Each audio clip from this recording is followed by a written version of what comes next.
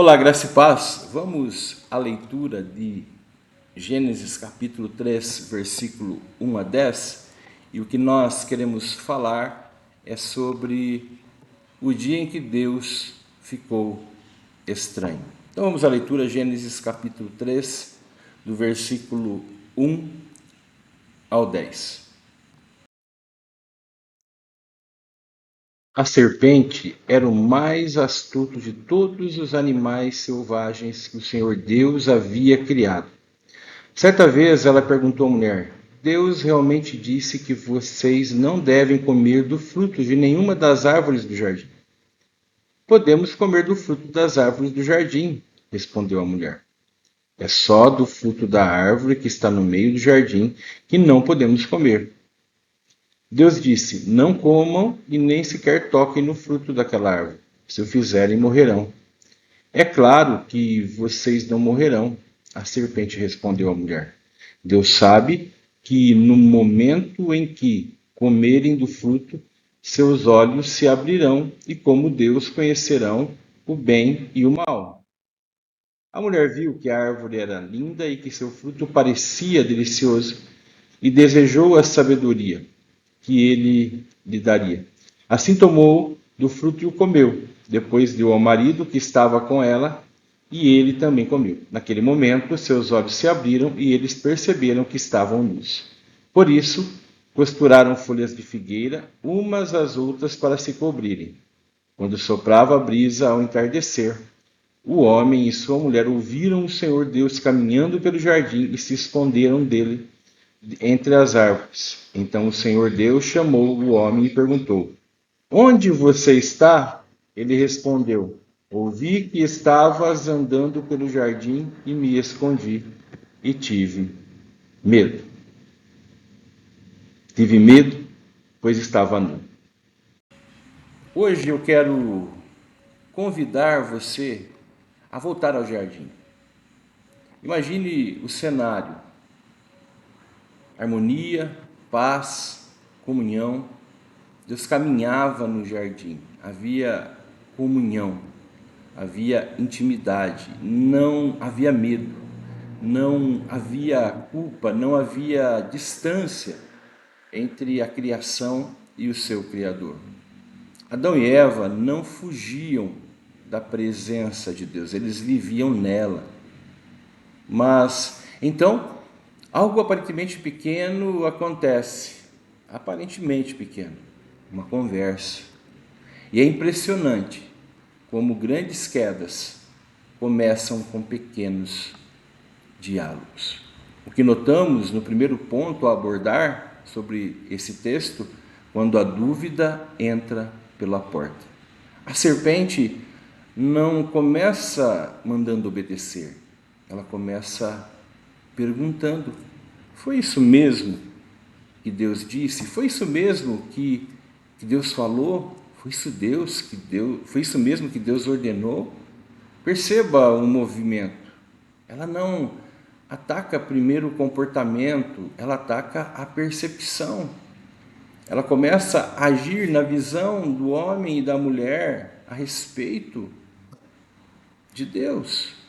Ela sugere que Deus talvez esteja escondendo algo, que talvez ele não seja tão bom assim, que talvez obedecer seja perder. E aqui está a primeira lição para que venhamos a meditar. O pecado começa quando começamos a desconfiar do caráter de Deus. Até aquele momento, a ordem de Deus era generosa, era abundante, era transbordante. De toda árvore comerás. Mas a serpente faz Eva focar na única restrição, na árvore do conhecimento do bem e do mal, que Deus proibiu como uma prova moral. Quando começamos a olhar apenas para o não de Deus, esquecemos todos os sim ou sim que Ele já nos deu. A dúvida, ela abre a porta, e quando a porta da dúvida se abre, a percepção muda, o nosso olhar para com Deus muda. Como que foi o processo da queda? Foi um processo silencioso. O texto diz que ela viu que o fruto era agradável. Depois ela desejou, depois tomou, depois comeu e depois ofereceu a Adão. O pecado raramente ele é instantâneo. Ele é processual. Ele é um processo. Primeiro nós olhamos, depois você, nós imaginamos, depois a gente justifica e depois agimos. Ou eu e você, ou você age. E sempre parece bonito antes. Sempre parece promissor antes errar o alvo da vontade de Deus. O pecado promete autonomia, como se fôssemos deuses de nossa, Deus e comandantes de nossa vida. Promete liberdade, ele promete crescimento, mas nos entrega a culpa. E algo muito importante acontece nesse texto, nesse fato, nesse momento aqui. O pecado nunca fica isolado, ele se espalha. Quando Eva oferece a Adão, vemos que a queda é relacional. O que começa dentro de nós, dentro do nosso homem interior, dentro do coração, afeta os relacionamentos. Afeta o relacionamento com Deus e o relacionamento horizontal. Por isso vemos tantas coisas na humanidade que nós vemos que é muito feio. Outra coisa a abordar, quando os olhos se abrem para a vergonha. Então se abriram os olhos de ambos. Eles já enxergavam antes, mas agora enxergam diferente. Agora existe culpa, existe vergonha, existe vulnerabilidade, eles estão nus. E a primeira reação, a atitude que eles têm, não é correr para Deus, é se esconder de Deus. E o ser humano, desde esse momento, tenta se esconder de Deus.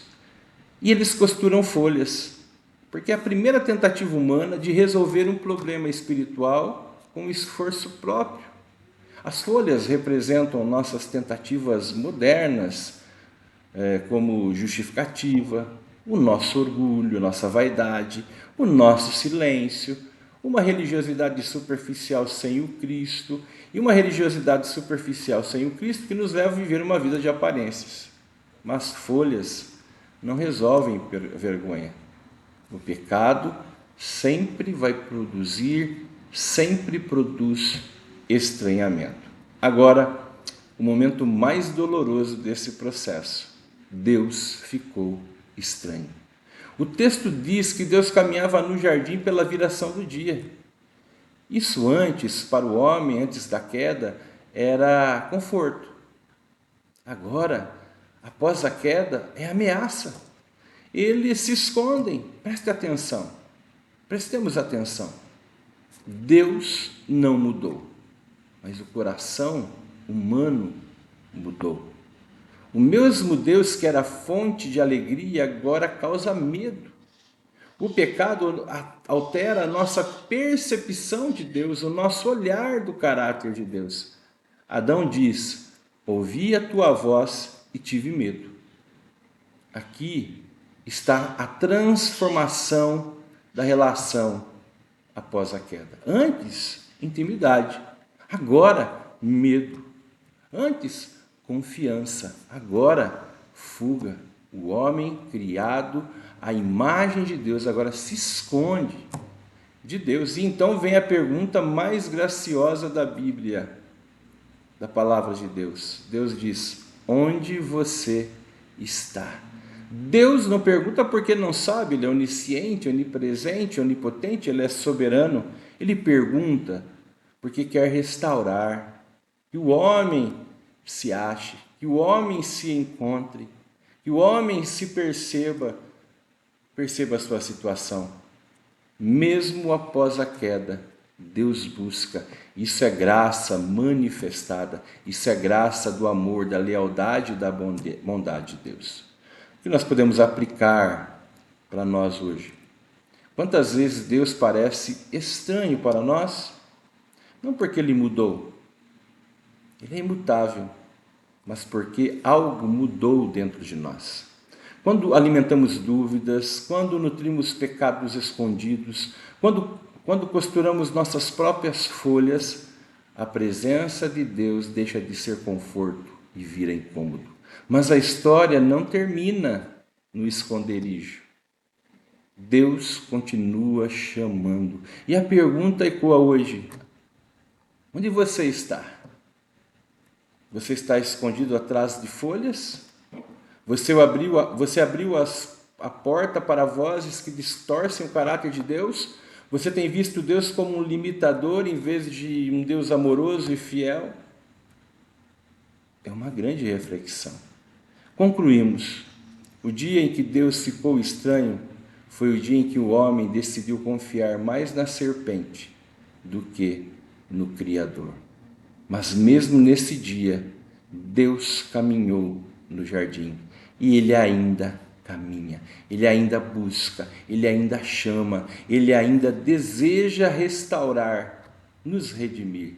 Talvez hoje seja o dia de sair do esconderijo, porque o Deus que pergunta onde você está, não pergunta para condenar, pergunta para restaurar. Que Deus abençoe a sua vida. E Deus não ficou estranho. O homem percebeu Deus de novo, de uma nova forma, de uma nova maneira devido à queda. E afastados do pecado, existe redenção para que possamos novamente reatar a nossa amizade com Deus. Ele morreu na cruz, Deus enviou seu Filho amado para morrer na cruz, para que nós novamente voltemos à restauração e à comunhão com Ele. Deus abençoe e faça essa reflexão onde você está. Deus abençoe.